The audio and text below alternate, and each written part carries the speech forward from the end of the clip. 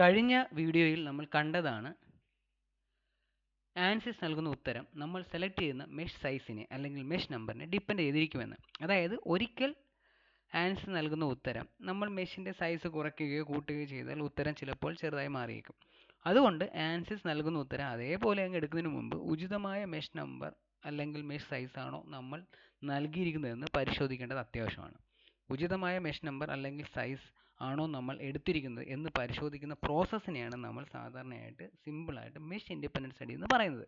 Mesh independent study എന്നതിൻ്റെ അർത്ഥം Ansys നമുക്ക് നൽകിയ ഉത്തരം മെഷിനെ ബന്ധപ്പെട്ടിട്ടല്ല ഇരിക്കുന്നത് എന്നാണ്. അതായത് നമ്മൾ സെലക്ട് ചെയ്ത ഉത്തരം ഏകദേശം കറക്റ്റ് ആയിരിക്കും എന്ന് തന്നെയാണ് എൻ്റെ അർത്ഥം.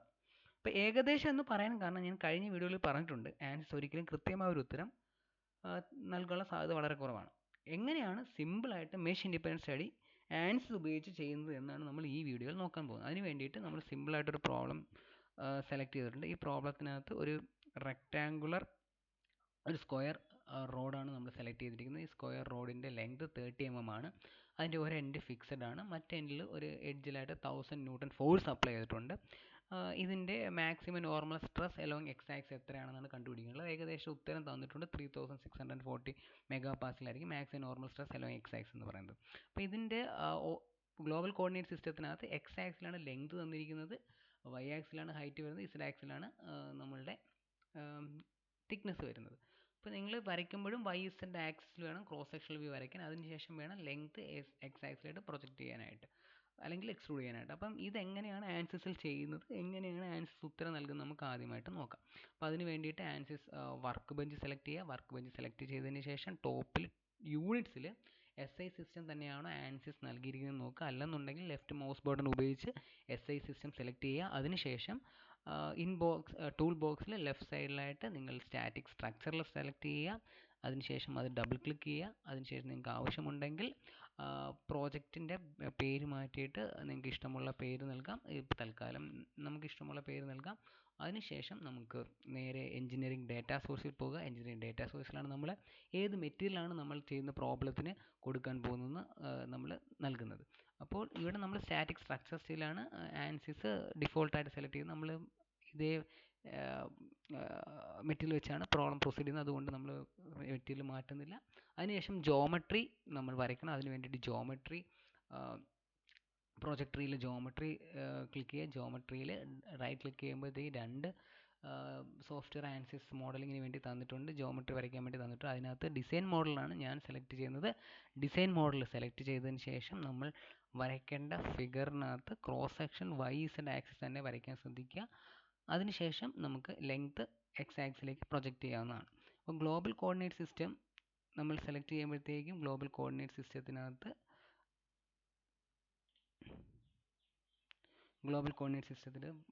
നമ്മൾ ഫിഗർ വരയ്ക്കുമ്പോഴത്തേക്കും വൈ ഇസഡ് പ്ലെയിൻ തന്നെ സെലക്ട് ചെയ്യുക. വൈ ഇസഡ് പ്ലെയിൻ ആണ് ഈ പ്ലെയിൻ. ഓക്കെ, അപ്പം ആദ്യം നമ്മൾ ചെയ്യേണ്ടത് യൂണിറ്റ് മുകളിൽ നിന്ന് യൂണിറ്റിൽ right click left mouse button ഉപയോഗിച്ച് ക്ലിക്ക് ചെയ്തതിന് ശേഷം മില്ലിമീറ്റർ സെലക്ട് ചെയ്യുക. കാരണം നമ്മുടെ പ്രോബ്ലം തന്നിരിക്കുന്നത് മില്ലിമീറ്ററിലാണ്.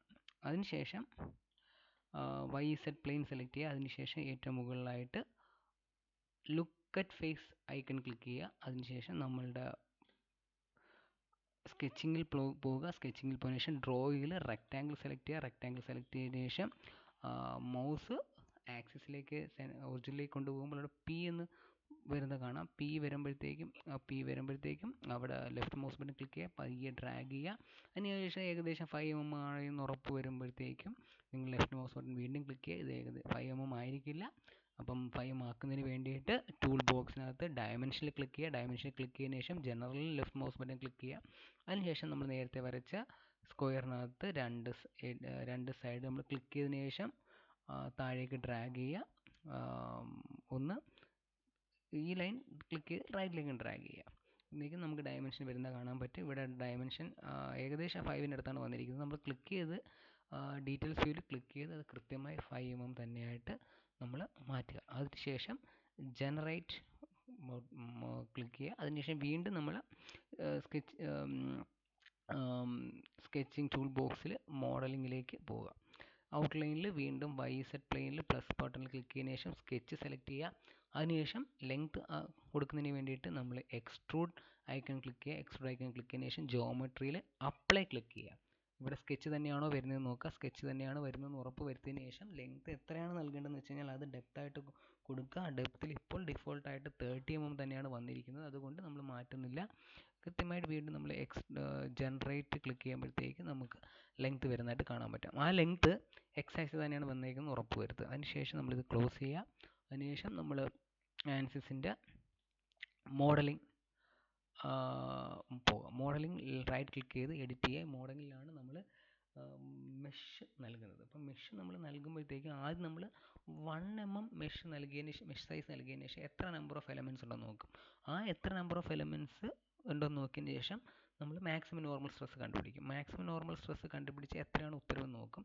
എന്നിട്ട് യഥാർത്ഥത്തിൽ ആൻസർ നൽകിയ ഉത്തരത്തിൽ നിന്ന് എത്രമാത്രം ഡീവിയേഷനാണ് ആ ഉത്തരത്തിലേക്ക് വന്നിരിക്കുന്നത് നോക്കും. അതാണ് നമ്മളിവിടെ ചെയ്യാൻ പോകുന്നത്. അപ്പം നമ്മളുടെ മോഡലിംഗ് വിൻഡോ ഓപ്പണായി വന്നിട്ടുണ്ട്. മോഡലിംഗ് വിൻഡോ ഓപ്പണായി വന്നതിന് ശേഷം നമ്മൾ നമ്മളുടെ ജോമെട്രി മോഡലിംഗ് വിൻഡോയിൽ വരുന്നത് വരെ വെയിറ്റ് ചെയ്യുക.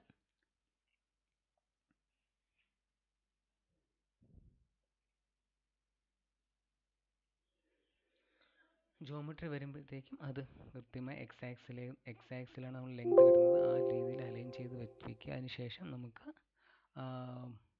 മെഷ് ക്ലിക്ക് ചെയ്യുമ്പോഴത്തേക്ക് അത് ഡിഫോൾട്ടായിട്ട് ഇവിടെ കാണിക്കുന്നത് കാണാം. ആ ഡിഫോൾട്ട് ഡീറ്റെയിൽസ് മെഷിൽ ഡിഫോൾട്ട് ക്ലിക്ക് ചെയ്തതിന് ശേഷം നിങ്ങൾ അവിടെ 1 എന്ന് ക്ലിക്ക് ചെയ്യുക.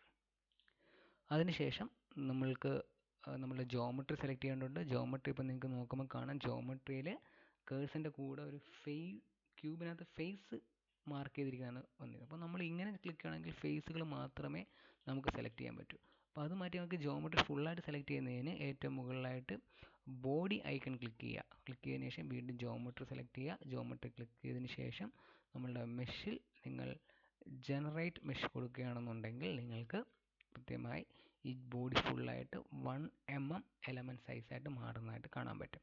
ആ 1 mm എലമെൻറ്റ് സൈസിനകത്ത് നിങ്ങൾക്ക് നമ്പർ ഓഫ് എലമെൻറ്റ്സ് എത്ര ഉണ്ടെന്ന് നോക്കിയാൽ 750 നമ്പർ ഓഫ് എലമെൻറ്റ്സ് ഉണ്ടെന്ന് കാണാൻ പറ്റും. അതിനുശേഷം അനാലിസിസ് സെറ്റിങ്സിനകത്ത് റൈറ്റ് ക്ലിക്ക് അനാലിസിസ് സെറ്റിങ്സിനകത്ത് നിങ്ങൾ ലാർജ് ഡിഫ്ലക്ഷൻ ഓൺ ആക്കിയിടണം. ഇതെന്തിനാണെന്ന് ചോദിച്ചു കഴിഞ്ഞാൽ നമ്മൾ നോൺ ലീനിയർ പ്രോബ്ലംസ് ചെയ്യാൻ വേണ്ടിയിട്ട് ലാർജ് ഡിഫ്ലക്ഷൻ ഓൺ ആയിട്ട് ചെയ്യുക. അതിനുശേഷം അനാലിസിസ് സെറ്റിങ്സിൽ വീണ്ടും വന്നതിന് ശേഷം നമ്മൾ ഈ ഫേസാണ് നമ്മൾ ഫിക്സ് ചെയ്യാൻ പോകുന്നത്. അതിന് വേണ്ടിയിട്ട് നേരത്തെ ക്യൂബിൻ്റെ ഫേസ് ഉള്ള ഐക്കൺ ക്ലിക്ക് ചെയ്യുക. അതിനുശേഷം ഈ ലെഫ്റ്റ് ഫേസ് ക്ലിക്ക് ചെയ്തതിന് ശേഷം വീണ്ടും റൈറ്റ് മൗസ് ബട്ടൺ ക്ലിക്ക് ചെയ്തതിന് ശേഷം ഇൻസേർട്ട് ഫിക്സഡ് സപ്പോർട്ടിൽ ക്ലിക്ക് ചെയ്യുക. അതിനുശേഷം വീണ്ടും റൈറ്റ് എഡ്ജിലാണ് നമ്മൾ ഫോഴ്സ് കൊടുക്കുന്നത്. അതിന് വേണ്ടിയിട്ട് വീണ്ടും ടോപ്പിൽ എഡ്ജ് എന്ന് പറയുന്ന ഐക്കണിൽ ക്ലിക്ക് ചെയ്തതിന് ശേഷം ഈ എഡ്ജ് ക്ലിക്ക് ചെയ്യുക. അതിനുശേഷം വീണ്ടും ലെഫ്റ്റ് മൗസ് ബട്ടൺ ക്ലിക്ക് ചെയ്യുക. അതിനുശേഷം വീണ്ടും റൈറ്റ് മൗസ് ബട്ടൺ ക്ലിക്ക് ചെയ്തതിന് ശേഷം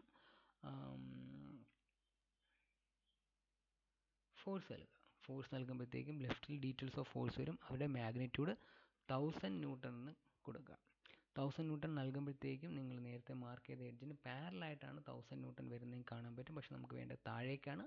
അതിന് വേണ്ടിയിട്ട് വീണ്ടും മാഗ്നിറ്റ്യൂഡിൽ നിങ്ങൾ തൊട്ട് മുകളിൽ ഡിഫൈൻ ബൈ കാണാം. ഡിഫൈൻ ബൈനകത്ത് വെക്ടർ എന്ന് ക്ലിക്ക് ചെയ്ത് മാറ്റിയിട്ട് നിങ്ങൾ കമ്പോണൻസ് സെലക്ട് ചെയ്യുക. കമ്പോണൻസിനകത്ത് നമുക്കറിയാം, നമുക്ക് y കമ്പോണൻറ്റിലാണ് ഫോഴ്സ് വേണ്ടത്. y കമ്പോണൻറ്റ് 0 ന്യൂട്ടൺ മാർക്ക് ചെയ്ത് മാറ്റിയിട്ട് 1000 ന്യൂട്ടൺ എന്ന് ടൈപ്പ് ചെയ്യുക. ബാക്കിയെല്ലാം 0 എന്ന് കൊടുക്കുക. 1000 ന്യൂട്ടൺ കൊടുക്കുമ്പോൾ നിങ്ങൾക്ക് കാണാൻ പറ്റും താഴേക്ക് ഫോഴ്സ് ആക്ട് ചെയ്യുന്നുണ്ട്. ഇത് തന്നെയാണ് നമ്മുടെ പ്രോബ്ലത്തിലും വന്നിരിക്കുന്നത്.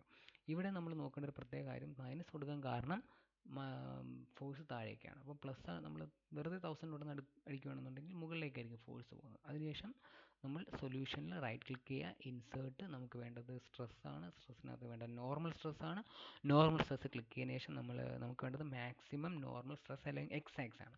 അപ്പോൾ അതുകൊണ്ട് ഓറിയൻറ്റേഷൻ എക്സ് ആക്സ് ആണോ എന്ന് നമ്മൾ ചെക്ക് ചെയ്യുക. അല്ല എന്നുണ്ടെങ്കിൽ എക്സ് ആക്സ് എടുക്കുക. നമുക്ക് ഇതുപോലെ ഏത് ആക്സ് വേണമെങ്കിലും സെലക്ട് ചെയ്യാവുന്നതാണ്. അതിനുശേഷം നമ്മൾ സോൾവ് കൊടുക്കുമ്പോൾ നോക്കുക, മെഷ് സൈസ് 1 mm 750 എലമെൻറ്റ്സിൽ എത്രയാണ് നമുക്ക് നോർമൽ സ്ട്രെസ് ലഭിക്കുന്നതെന്നാണ് ഇവിടെ കിട്ടാൻ പോകുന്നത്. നമ്മളിവിടെ നോക്കുമ്പോൾ നമുക്ക് നോർമൽ സ്ട്രെസ് കിട്ടുന്നത് 1908 MPa ആണ്. മാക്സിമം നോർമൽ സ്ട്രെസ്സാണ് നമ്മൾ കണ്ടുപിടിക്കുന്നത്.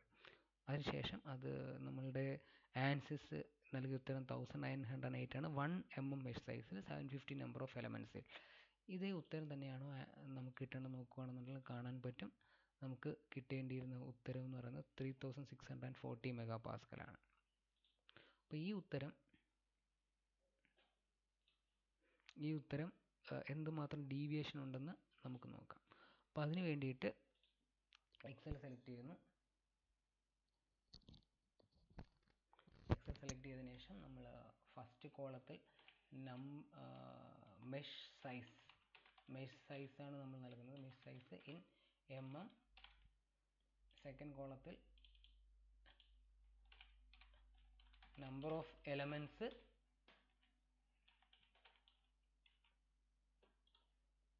തേർഡ് കോളത്തിൽ maximum normal stress in mega Pascal. Okay, നമുക്ക് കിട്ടിയ ഉത്തരം മാക്സിമം നോർമൽ സ്ട്രെസ് കിട്ടിയ ഉത്തരം നമുക്ക് 1908 മെഗാ പാസ്കലാണ്. നമുക്ക് നമ്പർ ഓഫ് എലമെൻറ്റ്സ് 750 ആയിരുന്നു. നമ്മളുടെ മെഷ് സൈസ് എന്ന് പറയുന്നത് 1 mm ആയിരുന്നു. ഓക്കെ, ഇപ്പോൾ ഈ ഉത്തരത്തിൽ എത്രമാത്രം എററാണ് എന്ന് നമ്മൾ കണ്ടുപിടിക്കാൻ വേണ്ടി എറർ നമുക്ക് പെർസെൻറ്റേജിൽ കണ്ടുപിടിക്കാം. എറർ പെർസെൻറ്റേജിൽ കണ്ടുപിടിക്കുന്നതിന് വേണ്ടിയിട്ട് ഇക്വേഷൻ എന്ന് പറയുന്നത് നമുക്ക് യഥാർത്ഥത്തിൽ കിട്ടേണ്ട വാല്യൂ എന്ന് പറയുന്നത് 3640 ആണ്. മൈനസ് നമുക്ക് ഇപ്പോൾ കിട്ടിയ വാല്യൂ ഡിവൈഡ് ബൈ നമുക്ക് യഥാർത്ഥത്തിൽ കിട്ടേണ്ട വാല്യൂ ഇൻറ്റു 100 ആണ്. നമുക്ക് ഏകദേശം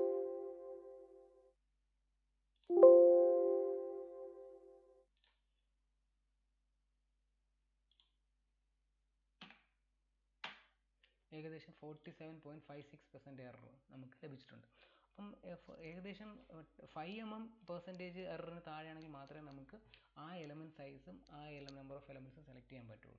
അതുകൊണ്ട് വീണ്ടും നമ്മൾ മെഷ് സൈസ് കുറയ്ക്കുകയാണ്. ഞാൻ മെഷ് സൈസ് കുറച്ച് 0.5 മെഷ് സൈസ് ആക്കാൻ പോവുകയാണ്. അതിന് വേണ്ടിയിട്ട് വീണ്ടും നമ്മൾ മെഷിൽ ക്ലിക്ക് ചെയ്യുക, ലെഫ്റ്റ് മൗസ് ബട്ടൺ ക്ലിക്ക് ചെയ്യുക. അതിനുശേഷം എലമെൻറ്റ് സൈസ് മാറ്റിയിട്ട് 0.5 എന്ന് ക്ലിക്ക് ചെയ്യുക. അതിനുശേഷം നമ്മൾ വീണ്ടും ജനറേറ്റ് മെഷ് നൽകുമ്പോഴത്തേക്ക് നമ്പർ ഓഫ് എലമെൻറ്റ്സ് ഇവിടെ മാറുന്നത് കാണാൻ പറ്റും. നമ്പർ ഓഫ് എലമെൻറ്റ്സ് 6000 ആയി.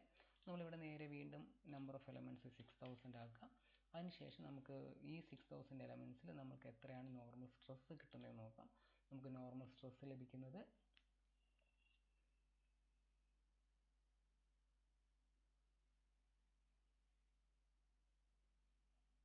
ഏകദേശം 2359.9 മെഗാ പാസ്കലാണ്. അപ്പോൾ ഈ വാല്യൂ ഇട്ട് കൊടുക്കുമ്പോൾ നമുക്ക് ലഭിക്കുന്ന എറർ എന്ന് പറയുന്നത് എറർ പെർസെൻറ്റേജ് എന്ന് പറയുന്നത് 35% എററാണ്.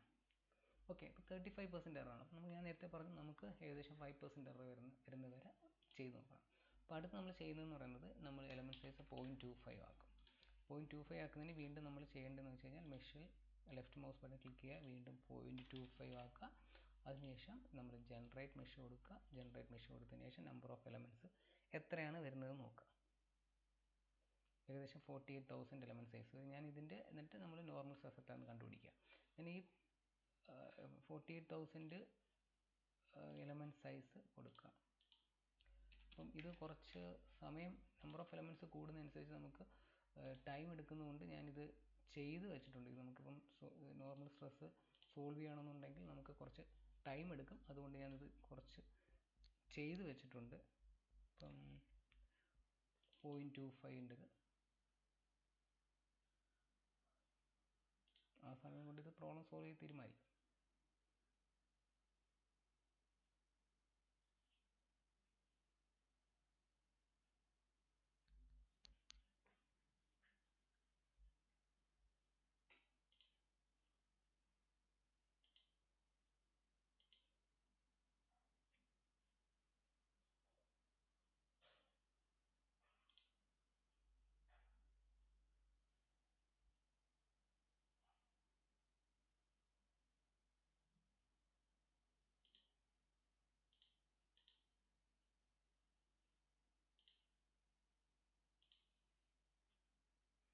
പോയിൻറ്റ് 25 നോർമൽ സ്ട്രെസ് നമുക്ക് ലഭിക്കുന്നത് 3001.7 മെഗാ പാസ്കൽ. സോ അത് നമ്മളിവിടെ സെലക്ട് ചെയ്യുന്നു. അതിൻ്റെ പെർസെൻറ്റേജ് എറർ എന്ന് പറയുന്നത് ഏകദേശം 17.53 ആണ്. അപ്പം വീണ്ടും നമ്മൾ എലമെൻറ്റ് സൈസ് വീണ്ടും 0.2 ആക്കുന്നു. നമ്പർ ഓഫ് എലമെൻറ്റ്സ് എത്രയാണെന്ന് കണ്ടുപിടിക്കുന്നു, മാക്സിമം നോർമൽ സ്ട്രെസ് എത്രയാണെന്ന് കണ്ടുപിടിക്കുന്നു, പെർസെൻറ്റ് എറർ കണ്ടുപിടിക്കുന്നു. അപ്പോൾ ഈ പ്രോസസ്സ് നമ്മൾ അണ്ടിൽ ഏകദേശം ഒരു 5% താഴെ എറർ വരുന്നവരെ നമ്മൾ ചെയ്ത് നോക്കേണ്ടതുണ്ട്.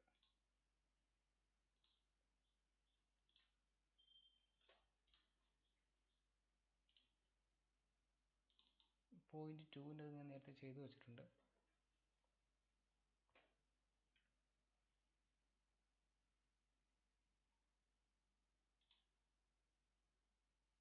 അതുപോലെ 0.1 ചെയ്തു വെച്ചിട്ടുണ്ട്. 0.15ൻ്റെയും 0.175ൻ്റെയും ചെയ്തു വെച്ചിട്ടുണ്ട്.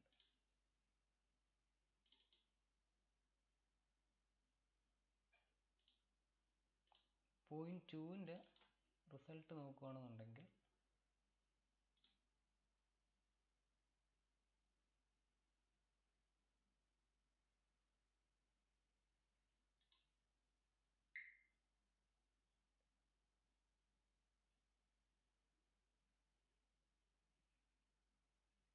മെഷ് 0.2 ആകുമ്പോൾ നമ്മളുടെ നമ്പർ ഓഫ് എലമെൻറ്റ്സ് 93,750 ആണ്. അതിന് കറസ്പോണ്ടിങ് ആയിട്ട് നോർമൽ സ്ട്രെസ് നമുക്ക് ലഭിക്കുന്നത് അറൗണ്ട് 3253.3 MPa ആണ്.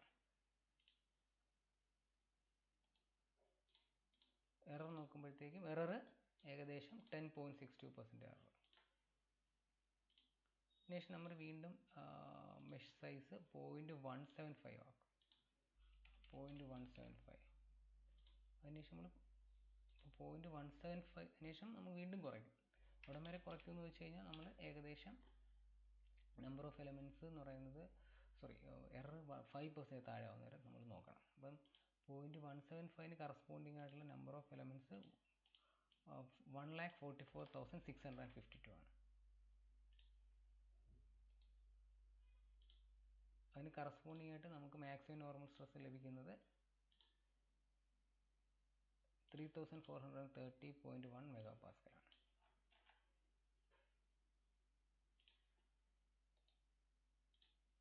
ഇതിൻ്റെ പെർസെൻറ്റേജ് എറർ നോക്കുമ്പോൾ നമുക്ക് ഏകദേശം 5.76 കിട്ടും. സോ നമുക്ക് 5% താഴെ വരുന്നതിന് വേണ്ടി വീണ്ടും നമ്മൾ 0.15 നമ്പർ ഓഫ് എലമെൻറ്റ്സ് കൊടുക്കും.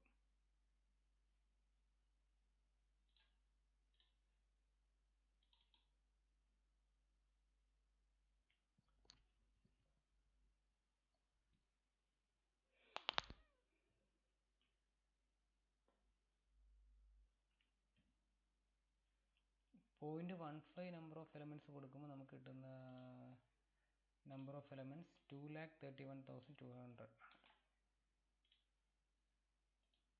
ഇതിന് കറസ്പോണ്ടിങ് ആയിട്ട് നമുക്ക് ലഭിക്കുന്ന നോർമൽ സ്ട്രെസ് എന്ന് പറയുന്നത് 3,632.7 ആണ്. ഇതിൻ്റെ എറർ എന്ന് പറയുന്നത് 0.2%. സോ ഇത് നമുക്ക് മനസ്സിലാവുന്നത് ഏകദേശം 2 lakh മുകളിൽ നമ്പർ ഓഫ് എലമെൻറ്റ്സ് എടുക്കുകയാണെങ്കിൽ നമുക്ക് ഏകദേശം കൃത്യമായിട്ട് ലഭിക്കേണ്ട ഉത്തരത്തിൻ്റെ ഏകദേശം അടുത്ത ഉത്തരം നമുക്ക് ലഭിക്കുന്നു. അപ്പം ഇത് തന്നെയാണ് നമ്മൾ മെഷീൻ ഡിപ്പെൻഡൻറ്റ് സ്റ്റഡി എന്ന് പറയുന്നത്. നമ്മളിപ്പോൾ എടുക്കാൻ ഉദ്ദേശിക്കുന്ന മെഷ് എന്ന് പറയുന്നത് 2 lakhsന് മുകളിലോട്ടുള്ള ഒരു മെഷ് ആയിരിക്കും നമ്മൾ എടുക്കുന്നത്. മിനിമം നമ്മൾ 2 lakh എങ്കിലും എടുത്താൽ മാത്രമേ നമുക്ക് 5% താഴെയുള്ള എററിൽ നമുക്ക് ആൻസർ കിട്ടും. അപ്പോൾ ഇത് നമ്മൾ ഗ്രാഫിക്കലായിട്ട് നമ്മൾ ഇനി റെപ്രസെൻറ്റ് ചെയ്യേണ്ടി വരും. നമുക്ക് പ്രസൻറ്റ് ഒക്കെ ചെയ്യുമ്പോഴത്തേക്കും അതെങ്ങനെയാണെന്ന് കൂടി പറയാം. അതിന് വേണ്ടിയിട്ട് നമ്മൾ എക്സ് ആക്സിൽ നമ്മൾ നമ്പർ ഓഫ് എലമെൻറ്റ്സ് സെലക്ട് ചെയ്യും.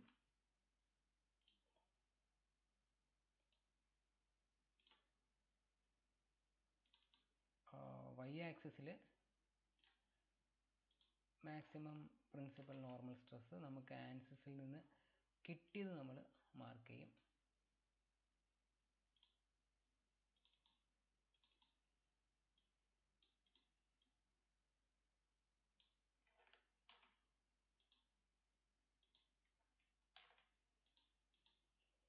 ഫ്രം ഫൈനൈറ്റ് എലമെന്റ് അനാലിസിസ് നമ്മൾ ഒരു വൈ ആക്സിസും കൂടെ ക്രിയേറ്റ് ചെയ്തതിനു ശേഷം നമ്മൾ ഈ വൈ ആക്സിസിൽ നമുക്ക് യഥാർത്ഥത്തിൽ കിട്ടേണ്ട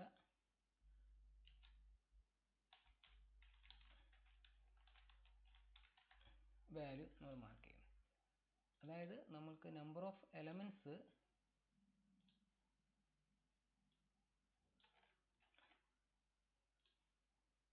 കൂടുന്നതനുസരിച്ച് നമുക്ക് എത്ര നമ്പർ ഓഫ് എലമെൻറ്റ്സ് ആയാലും നമുക്ക് യഥാർത്ഥത്തിൽ കിട്ടേണ്ട വാല്യൂ എന്ന് പറഞ്ഞാൽ 3640 ആയിരിക്കണം. പക്ഷേ നമുക്ക് ആൻസിസിൽ നമുക്ക് ലഭിക്കുന്ന ഉത്തരം എന്ന് പറയുന്നത് ഓരോ എലമെൻറ്റ് സൈസിലും നമുക്ക് വെവ്വേറെ ഉത്തരമാണ് ലഭിക്കുന്നത്. അതിനുശേഷം നമ്മളൊരു ഗ്രാഫ് പ്ലോട്ട് ചെയ്യണമെന്നുണ്ടെങ്കിൽ കൃത്യമായിട്ട് കാണാൻ പറ്റും. യഥാർത്ഥ വാല്യൂ ആണ് റെഡിൽ കാണുന്നത്, ആൻസർ ലഭിക്കുന്ന ഉത്തരം ബ്ലാക്കിൽ കാണുന്നു. ഇവിടെ നിങ്ങൾക്ക് കാണാൻ പറ്റുന്ന ഒരു കാര്യം,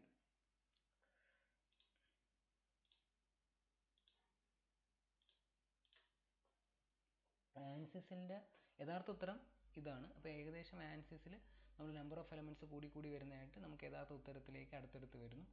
ഏകദേശം 2 lakh എലമെൻറ്റ്സ് ഒക്കെ ആകുമ്പോഴത്തേക്ക് ഏകദേശം നമുക്ക് അടുത്ത ഉത്തരമാണ് കിട്ടുന്നത്. അങ്ങനെ ഏകദേശം അടുത്ത ഉത്തരം കിട്ടുന്ന നമ്പർ ഓഫ് എലമെൻറ്റ്സ് എത്രയാണ്, എലമെൻറ്റ് സൈസ് എത്രയാണെന്ന് നമ്മൾ കണ്ടുപിടിക്കുന്ന പ്രോസസ്സിനാണ് നമ്മൾ മെഷീൻ ഡിപെൻഡൻറ്റ് സ്റ്റഡി എന്ന് പറയുന്നത്. അപ്പം നമ്മൾ ഈ പ്രോബ്ലം ഇതേ ടൈപ്പ് പ്രോബ്ലം ചെയ്യുകയാണെങ്കിൽ എലമെൻറ്റ് സൈസ് 2 lakh എബോവ് ആണെങ്കിൽ എടുത്തതിന് ശേഷം മാത്രമേ പ്രോബ്ലം കണ്ടിന്യൂ ചെയ്ത് നമ്മൾ സെലക്ട് ചെയ്യാൻ പാടുള്ളൂ. ഈ പ്രോസസ്സിനെയാണ് നമ്മൾ മെഷ് ഇൻഡിപെൻഡൻറ്റ് സ്റ്റഡി എന്ന് പറയുന്നത്. ഇതിൽ ഡൗട്ട് ഉണ്ടെങ്കിൽ ചോദിക്കാം, കമൻറ്റ് ബോക്സിൽ ചോദിക്കാം. Thank you.